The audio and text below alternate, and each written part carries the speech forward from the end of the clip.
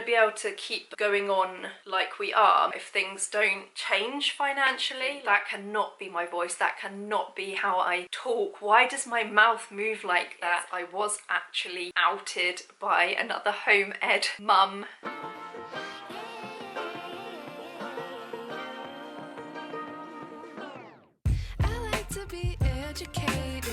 YouTube has not changed my life, so maybe I'm just not as lucky as some of these people, or more likely probably just not as good. But this is how YouTube improved my life as a stay-at-home mum slash home educating mum, and I'm going to get straight into the reasons why it's improved my life and why it could improve your life. But first I'm going to make a drink because that's what people on YouTube do.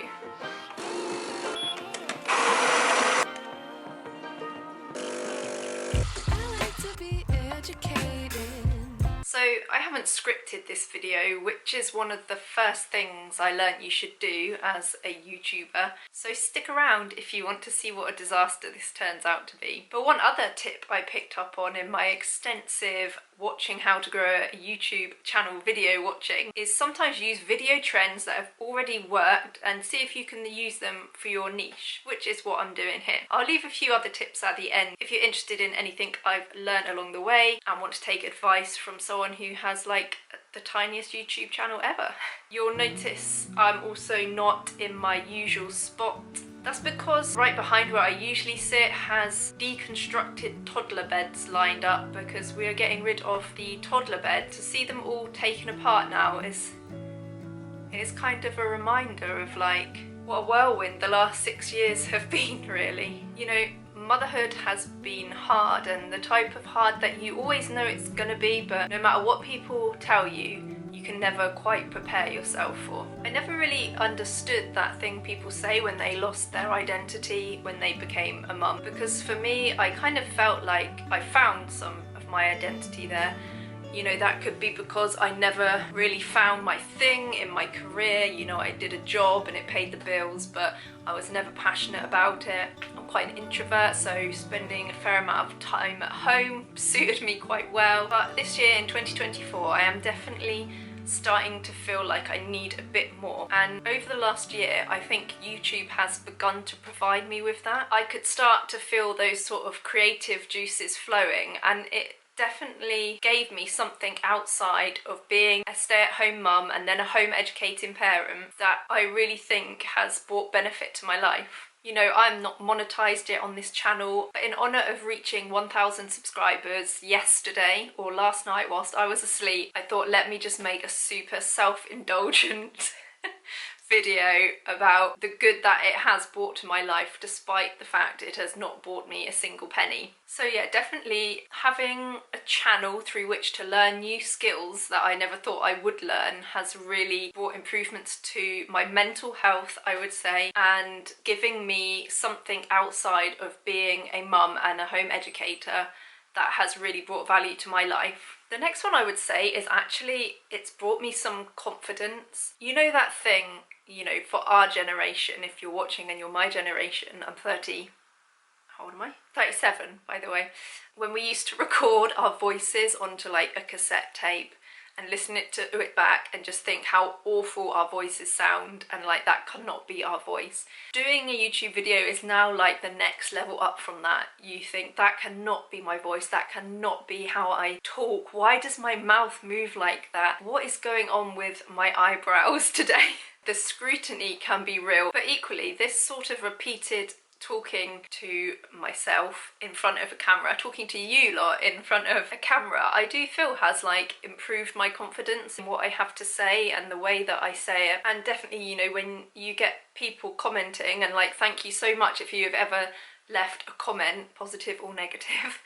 They have for the most part been positive. Apart from that Jordan Peterson video I made, from a home education perspective, it's improved my life by letting me connect with other home educators who are also on YouTube. That sort of sense of community, to be on the community that I found in real life, and that sort of extra realization there are a lot of people like me out there in the big wide world, and at those times that you start to sort of question your life choices, platforms like YouTube connect you with other people who have made the same or similar life choices for you, and that is like really reassuring at times. It has given me something to almost like be proud of myself about outside of motherhood. And you know, most of the times I question, do I need to start saving for my kids' therapy? But I try and be proud of the parent that I am. Aside from motherhood, this has given me an avenue that I can think, okay, I have something I've stuck with for like a year now. I've not been as consistent as I like, but I have worked hard on it. I've tried to improve my skills, even though I'm only 30 videos in, which is nothing, like absolutely tiny. And I hope I will even look back at any of these last 30 videos and completely cringe at them in like a year's time. And right now there's no particular measurable outcome, as in like making £0 and 0 pence right now, but it's that case of like intrinsic versus extrinsic motivation, isn't it, that we talk a lot about as home educators. And I feel like this is really getting my intrinsic motivation going. And talking of monetization, because I want to be like completely open about that, I do want to get monetized. I'm coming to kind of a crux this year financially, in that we're not going to be able to keep going on like we are much longer if things don't change financially. Like, I need to be contributing to our monthly income in some way. Any of my home ed mums who are watching, who I know in real life, will know I've been applying for a few jobs, like kind of going back into the old career I was in, or just thinking about what I could do now to bring in some money. And I really don't want to go back to like my old work in medical publishing. And there was this, who said this to me? This was either something my dad said or a doctor I used to work with. I can't remember, which is weird. But the saying, sometimes necessity is the force behind achievement. And right now I feel like it is necessary that our financial situation changes a bit, and I'm hoping that will be the force behind the achievement, hopefully on YouTube, of making that a reality. Because if I do have to go back to a job and home educating, that could pretty much spell the end of my little exploration into YouTube, which would be really sad. But overall, so far, YouTube has been a really positive influence on my life, and I really think it is an option for like other stay-at-home parents or home educating, homeschooling parents. So if that is something you have been thinking about doing, give it a go. And I will leave you with these couple of things I have learnt over my minuscule 30 videos and 1,000 followers.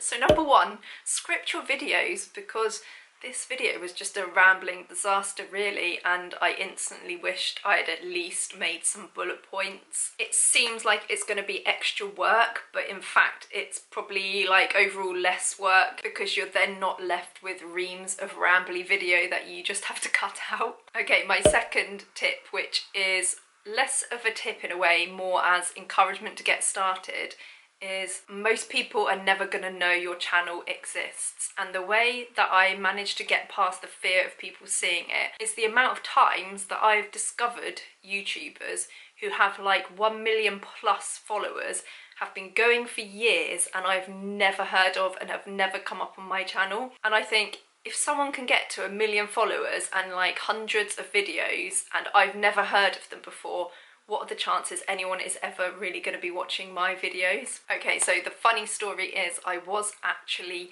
outed by another home ed mum who had seen my videos, but she kind of outed me accidentally to two other home ed parents that I'd known for like over a year, probably even 2 years, who didn't know I'd been doing YouTube all this time and had never come across my videos. So if you're worried about people finding you, don't, because the chance is fairly slim, and when they do, they're either going to be just super supportive or not really care. Okay, and my third tip is one that I learnt off of Ali Abdaal, and that is playing to your unfair advantages, which everyone has. For example, My unfair advantage is that I'm already a home educating parent and not everyone is, and especially in the UK there aren't a whole host of home educating parents making videos on YouTube. So if I make videos about home educating in the UK, I already have an unfair advantage because I am doing that thing. Likewise, when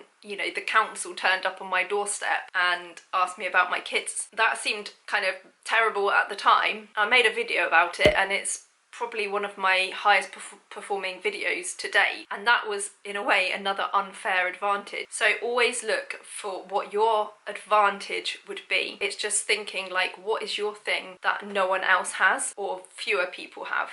So for example, if you're a home educating parent, one thing I've noticed in the UK especially is like most of us seem to have quite young children. So if you are someone whose children are like GCSE age, that could be your unfair advantage because you can make videos about that no one else can. If you are not a home educator and you've come here because you're interested in YouTube in general, but you're curious about home education, then maybe watch this video to see what homeschool kids actually do all day.